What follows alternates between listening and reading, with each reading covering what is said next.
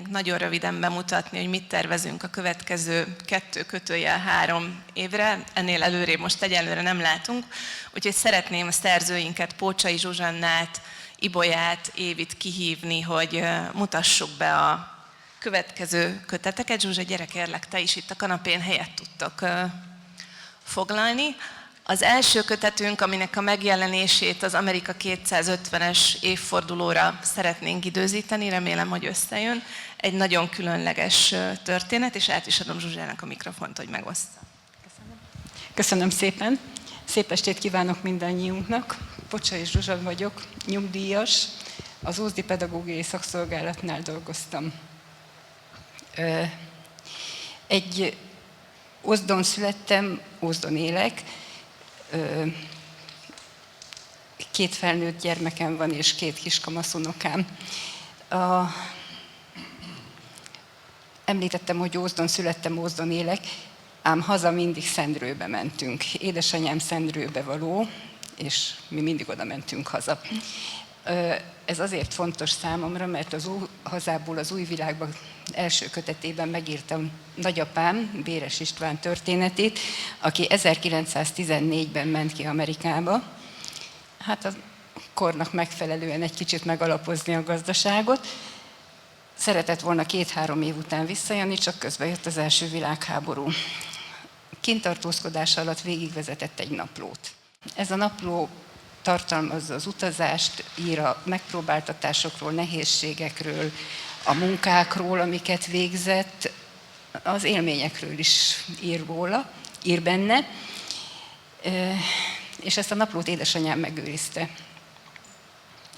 Amikor nyugdíjas lettem, akkor én úgy gondoltam, hogy nekem ezt tovább kell adnom, ezt az örökséget. Meg kell ismerjék a gyerekeim, az unokáim, és elkezdtem gépre tenni. Hát nem volt egy egyszerű munka. A kuszabetűk már az olvasási kihívást jelentett, aztán a kifejezéseket kitalálni, hogy melyik mit jelent. Nagyon sok ismeretlen szó volt, nagyon sok segítséget kaptam hozzá.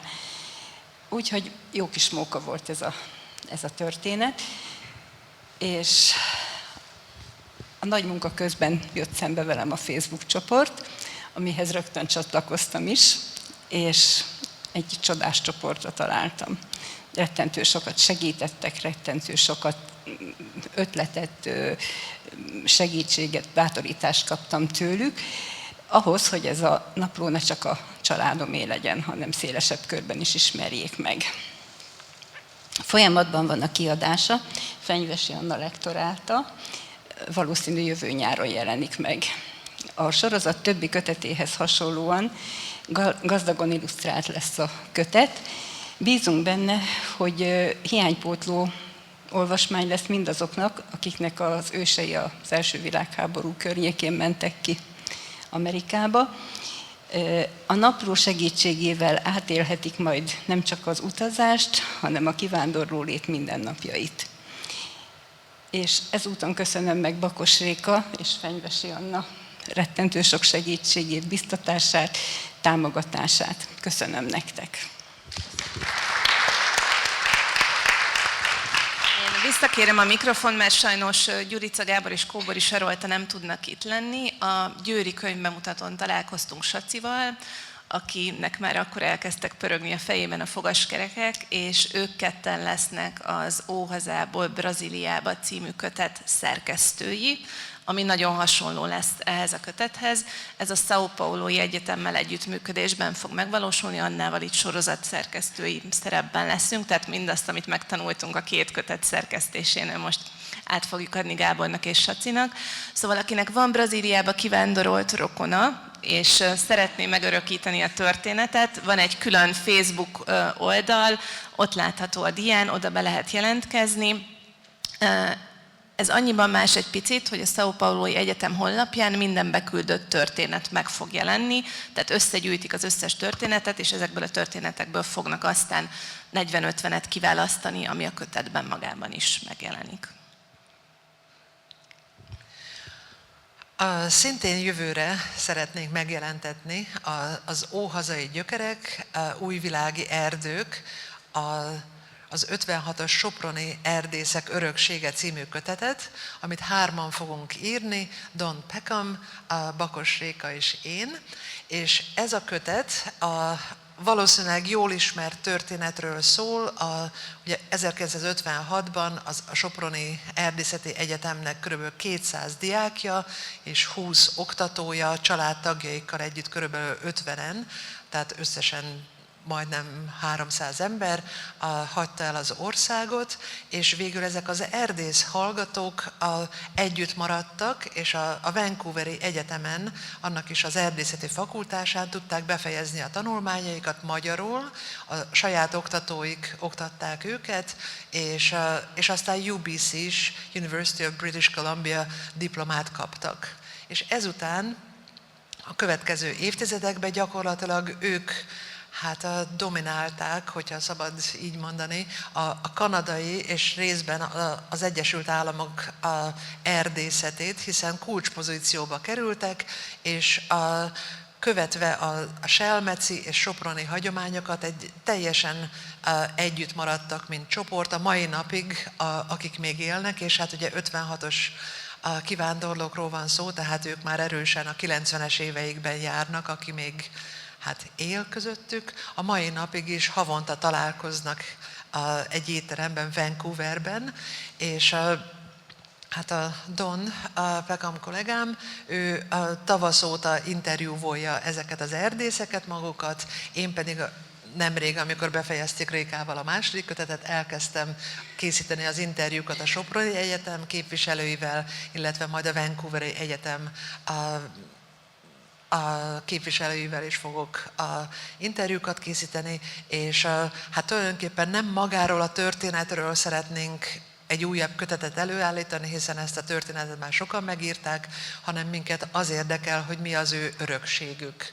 Ugye az erdészetben, Kanadában, Magyarországon, Sopronban, és erről fog szólni a kötet. És a fotót azt januárban készítettük, ez a totemoszlop, ez a Soproni Egyetem főépülete előtt áll, és egy volt a soproni diák, erdész diák készítette, és hozta el Magyarországra.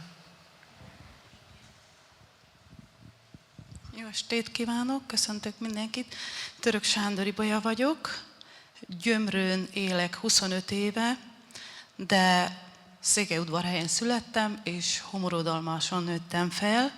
Az első kötetben nagyapám amerikai történetét, útját írtam le, és miközben kutattam az amerikai útját az utas naplókba, listákon, észrevettem, hogy nem csak az a 2 ember van, vagy ment, aki Homorodalmásról, akivel ő ment az nagyapám, hanem ahogy lapoztam, egyre több almási nevet találtam, és most már ott tartok, hogy 130 személy, egy kis falut lehet elképzelni, 1900-as évek eleje, 1906-1907-től 14-ig, körülbelül 2000 lakosból 130, 17 és 40 év közötti férfi vándorolt ki a jobb élet reményében, többnyire olyanok, akik ők nagyapám például pásztor volt, nem tudott írni, olvasni se, úgyhogy az egyik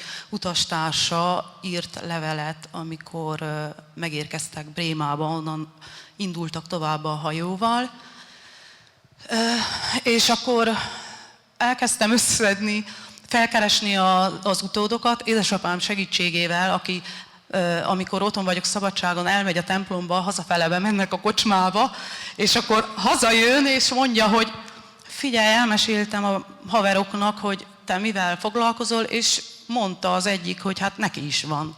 Aztán a következő nap megint jött, és mondta, hogy hát ez is azt mondta, neki is van ilyen felmenője, és akkor így össze az anyakönyvekkel és az utaslistával, meg édesapám segítségével 22 személynek a második kötetbe sikerült a történetét, élettörténetét leírni, de hát még van ezen felül sok.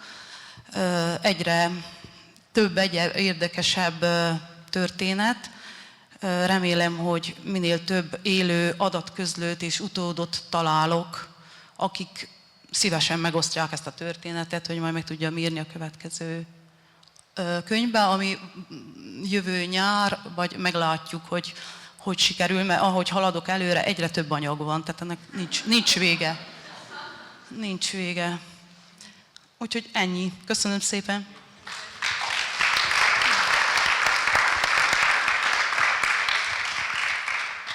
Jó estét kívánok, Szabó Irácia vagyok, és a Borsodi Dollártanya című könyvről szeretnék egy picit mesélni. Az alapítóik Amerikát többször megjárt hazatelepülők voltak, akik nagyrészt polgárról és a mezőcsáti járásból származtak. Majd visszatérésük után közösen 1920-ban 600 hold földet vettek Nemesvik határában. A készülőkönyv ennek a közösségnek a történetét mutatja be egészen a kivándorlás okaitól kezdve, az amerikás évek mindennapjain, egészen a hazatérés, letelepedés, majd a tanyasi élet örömein és a nehézségein át a mindennapokat. Megismerhetjük azokat a sorstársakat, akik kivételes összetartással építették fel a dollártanyát, hogy létrehozzák saját maguk Amerikáját. A kutatás jelenleg is zajlik, folyamatosan veszem fel a kapcsolatot az alapító családok leszármazottaival, akik nagyon szívesen osztják meg velem felmenőiknek a történetét, fényképeit. Eddig körülbelül 30 interjúm és beszélgetésem volt, és a lista az még nagyon hosszú. Itt 17 családról van szó. A leszármazottak és az érdeklődők számára egy külön Facebook csoportot is létrehoztam, ahová egyre többen csatlakoznak be, és támogatják a közös munkát. Ennek köszönhetően már egy aktív közösség is formálódik, találkozókkal és programokkal.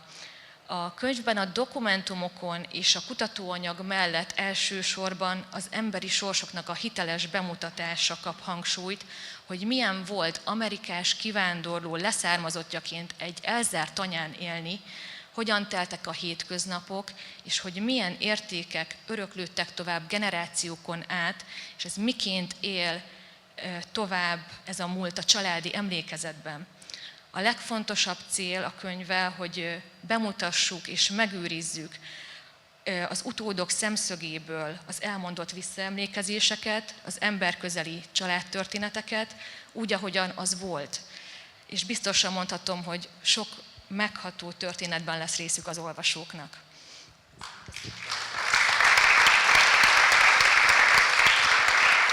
Most már tényleg a programunk végén vagyunk. Hallhatták, hogy nagyon sok tervünk van, és nem fogunk az amerikai kontinensnél megállni, ezt elárulhatom. És emiatt módosítani is kellett a logónkat, úgyhogy szeretném most bemutatni az új logónkat, illetve a sorozat címe az Óhazából az új világba marad magyarul, viszont Hungarian Roots and New World Dreams lesz, hogy a többi kontinensre és a többi országra is igaz maradhasson. És nagyon sok egyéb tervünk van még a könyvön kívül is, ami a legfontosabb, és ahonnan az egész indult, szeretnénk a közösséget tovább erősíteni, a Facebook csoportot, de nem csak virtuálisan, hanem én úgy gondolom, hogy ezek a személyes találkozások nagyon-nagyon sokat adnak mindannyiunknak, a könyveket szerintem kiveséztük. Úgy gondolom, hogy ezek a civil kezdeményezések, ezeknek van terük, akár tudományos, más területeken is, tehát szeretnénk minél több, akár Amerikai Magyar Egyesülettel, vagy itthoni kezdeményezésekkel együttműködni, és szeretnénk, hogy ezek a történetek ne csak könyvformában, hanem akár más digitális úton sokkal-sokkal több emberhez eljussanak, és akár a fiatalabb generációt is megszólítsák videók, vagy egyéb formában, ami az ő nyelvüket jobban beszéli. Szóval nem fogunk unatkozni, azt hiszem, hogy a következő pár évben sem.